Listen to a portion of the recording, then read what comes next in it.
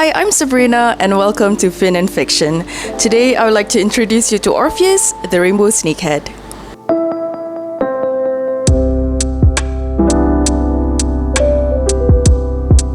So I actually got Orpheus back in February earlier this year after deliberating whether to get one or not, because I have been in the fish keeping hobby for quite a while now. However, Channa has always been that one fish that I feel intimidated by for some reason, but I've always wanted one. So after going back and forth on it, and after getting plenty of advice from friends as well as doing my own research, I finally bit the bullet. So just to clarify, I'm not here to teach you on how to care for a rainbow snakehead because I am very new to the world of Channa still, but I am here to just share my experience with you thus far. Two things right off the bat that I was worried about when getting a rainbow snakehead specifically are the temperature requirements as well as feeding. Channa bleheri is a subtropical species, so what that means is that they like cooler temperatures and that they have a winter rest month. At the place where I got Orpheus from, the staff told me that they kept him at 26 degrees Celsius and 27 being the max. For Orpheus, the temperature that I keep him at home averages at 24 degrees Celsius at daytime, and it gets cooler at nighttime at about 21 to 22 degrees Celsius. Ideally though, you'd want to keep them at 20 to 22 degrees Celsius. As for the winter rest month, I've actually never received an exact clear answer about when it occurs because it seems like everyone has them at different times of the year. So I'm really going off of Orpheus's behavior. He seems to have slowed down on feeding and also he's less active starting this month. So I did try to look for any signs of illnesses, but thus far, from his behavior alone, I think that his winter schedule has begun. Again, just to clarify, this is my first winter month with Orpheus, by the way, so it's not perfect, but I am learning. Not only are winter rest months great for their health, it's also recommended especially if you're planning to breed this species. I actually don't know how long I'm supposed to keep Orpheus in his winter rest month, so I'm gonna be honest. I'm again just going to go off of his behaviors.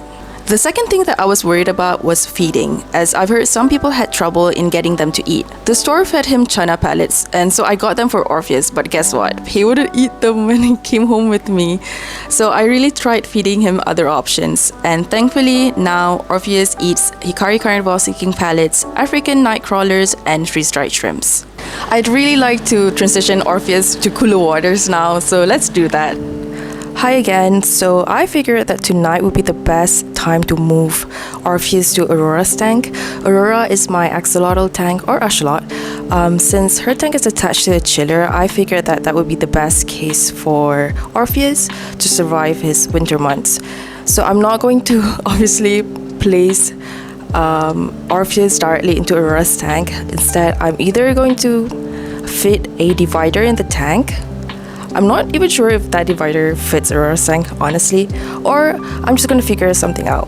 But basically what I'm trying to say is I'm not going to put Orpheus directly with Aurora because that would be hell.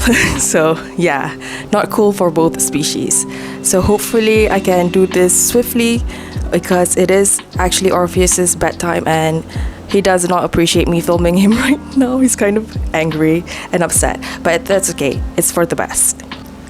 Update, so the divider plan did not work out because the divider that I have seems to be a bit too small for this tank and Orpheus can definitely swim through it, and that's the last thing that I want to happen. I do not want to risk that. So this, believe it or not, is the next best thing. I know it's not the most sophisticated looking solution, but hey, if it works, it works. This way Aurora and Orpheus can stay out of each other's business. So now the only thing that I have to do is to move Orpheus into this tank, but first I need to acclimate him properly and then he can stay in Aurora's tank for the winter season.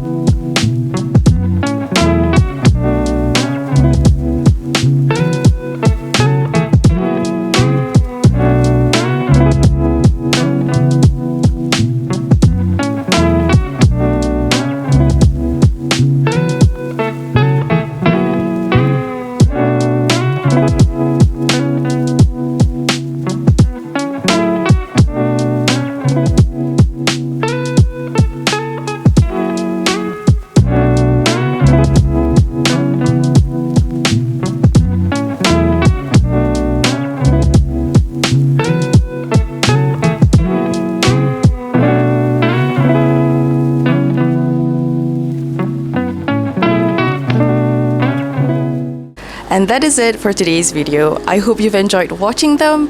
Please like and subscribe as it motivates me to make more videos in the future. And yeah, until then, see you next time.